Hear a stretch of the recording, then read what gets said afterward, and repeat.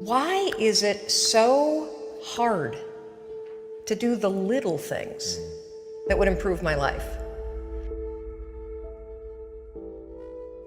The way that our minds are designed is our minds are designed to stop you at all costs from doing anything that might hurt you. There are so many people in the world, and you know, you may be watching this right now, and you have these incredible ideas, and what you think is missing is motivation. And that's not true.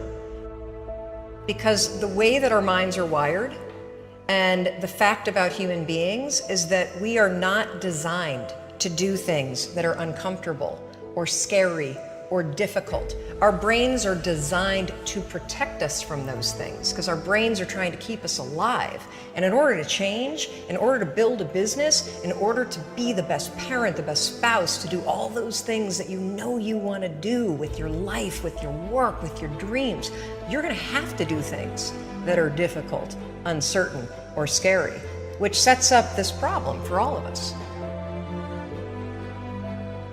The one thing we have in this world is we can't control the events, but we can choose what to focus on, we can choose what things mean, and we can choose what to do.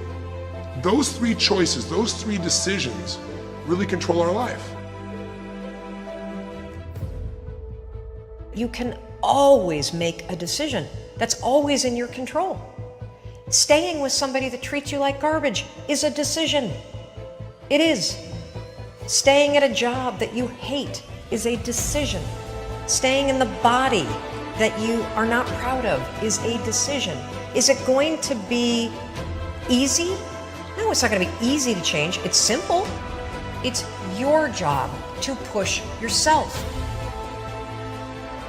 It's not the smartest people who achieve success. It's the people who procrastinate less, make fewer excuses, as they take actions every day towards the goals that they want to achieve. Indecision is the thief of opportunity. Indecision means the door is still closed. Indecision means the opportunity waits. Indecision means what could be is postponed or may never be. If you want to be successful at anything in life, never leave the sight of setting a goal without doing something that commits you to fulfillment. The next morning, the alarm goes off, and I pretended NASA was there. It's the stupidest story. I literally went 5, 4, 3, 2, 1. I counted out loud, and then I stood up. And I'll never forget standing there in my bedroom. It was dark, it was cold, it was winter in Boston. And for the first time in 3 months, I had beaten my habit of hitting the snooze button. There were moments all day long, just like that 5-second moment in bed, where I knew, knowledge, what I should do. And if I didn't move within 5 seconds, my brain would step in and talk me out of it. Every human being has a 5-second window. It might even be shorter for you.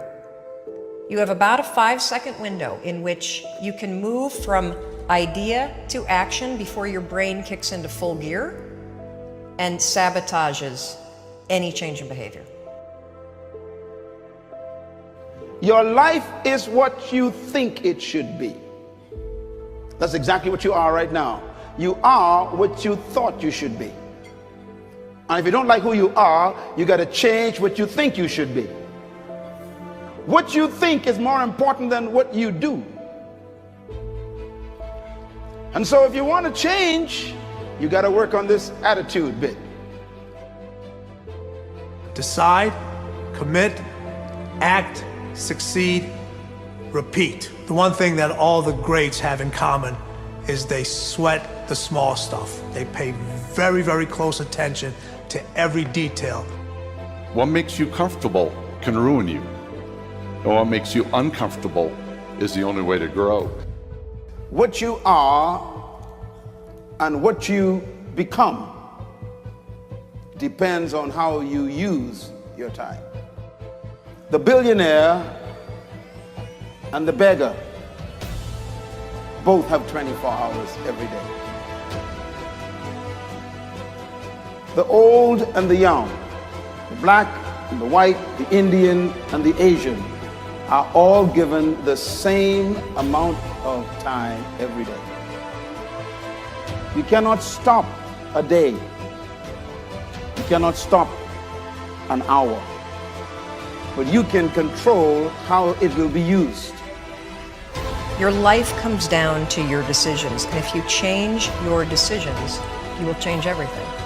When you understand the power of a 5-second decision, and you understand that you always have a choice to go from autopilot to decision maker, everything in your life will change. You will be a different negotiator, you will be different in sales, you will be unstoppable in the gym, because you will realize the amount of garbage that you put in the way of your hopes, of your dreams, of your potential, of your confidence, of your courage. Everything comes down to the decisions that you make. Take ownership. Take extreme ownership. Don't make excuses. Don't blame any other person or any other thing. Get control of your ego. Take ownership of everything in your world, the good and the bad. Take ownership of your mistakes. Take ownership of your shortfalls. Take ownership of your problems. And then take ownership of the solutions that will get those problems solved.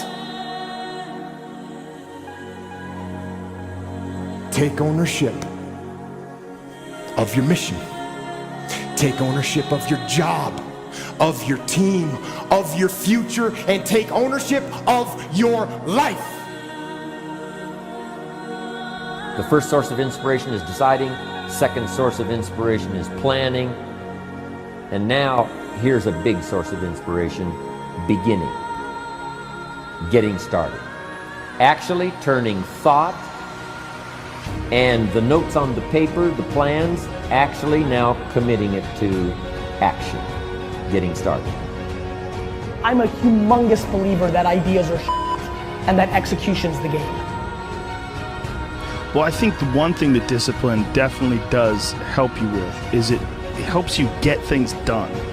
And when you get things done, when you actually do things, you have more success.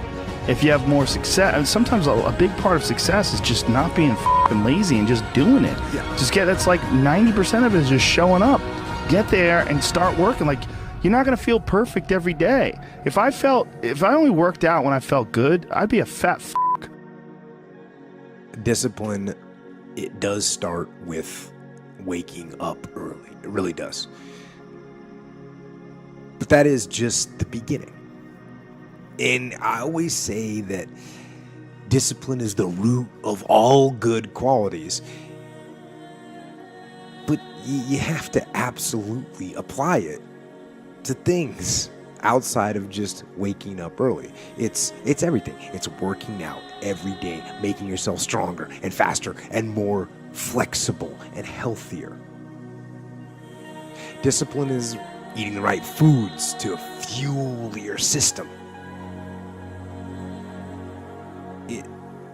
It's about disciplining your emotions so you can make good decisions. Doing the tasks that you don't necessarily want to do, but that you know will help you.